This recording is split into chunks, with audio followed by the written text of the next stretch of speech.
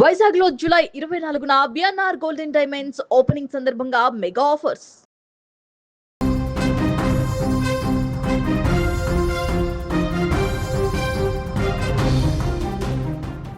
మీరు ఎన్నో ఏళ్లుగా దాచుకున్న బంగారాన్ని తక్కువ వడ్డీకి లోన్ వస్తుందని నమ్మి ఒక ఫైనాన్స్ కంపెనీకి ఇస్తారు.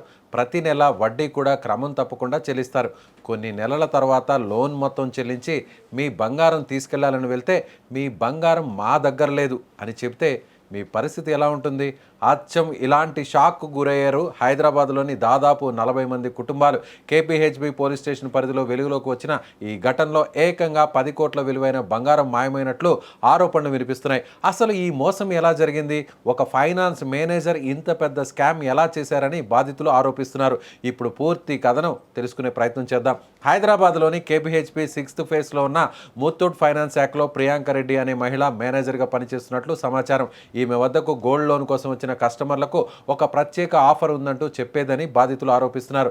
ముత్తూట్లో 14% వరకు వడ్డీ పడుతుంది, కానీ నేను మీకు మరో ఫైనాన్స్ కంపెనీలో కేవలం 6% వడ్డీకే గోల్డ్ లోన్ ఇప్పిస్తాను, మీకు నెలకు ₹1000 ఆదా అవుతాయి అని నమ్మించేదట. తక్కువ వడ్డీ, తక్కువ ఈఎంఐ, ఎక్కువ లోన్, ఈ 3 మాటలు విన్న చాలామంది ఆమెను పూర్తిగా నమ్మేశారు. ఆ నమ్మకమే ఇప్పుడు వారికి పెద్ద నష్టాన్ని మిగిల్చిందని బాధితులు చెబుతున్నారు.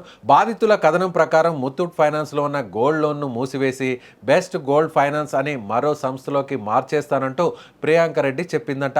ఆ ప్రక్రియ మొత్తం తానే చూసుకుంటానని నమ్మకం కల్పించిందని వారు చెబుతున్నారు.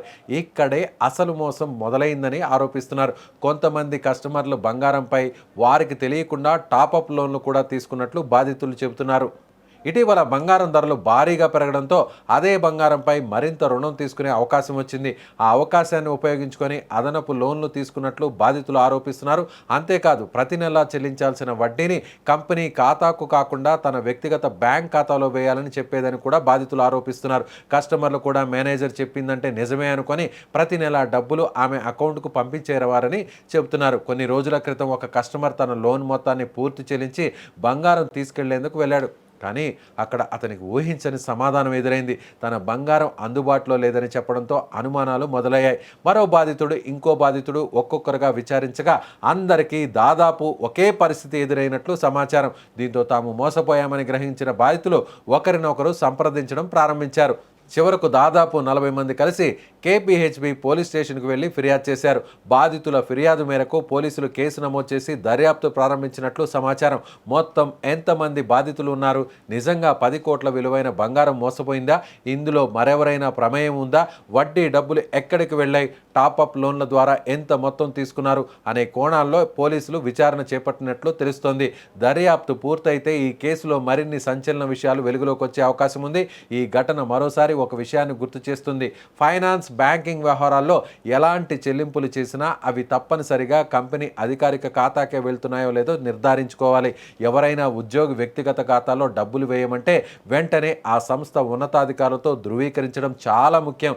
ప్రస్తుతం ఈ కేసులో పోలీసుల దర్యాప్తు కొనసాగుతోంది. దర్యాప్తు పూర్తయ్యాకే అసలు నిజాలు బయటకు రానున్నాయి.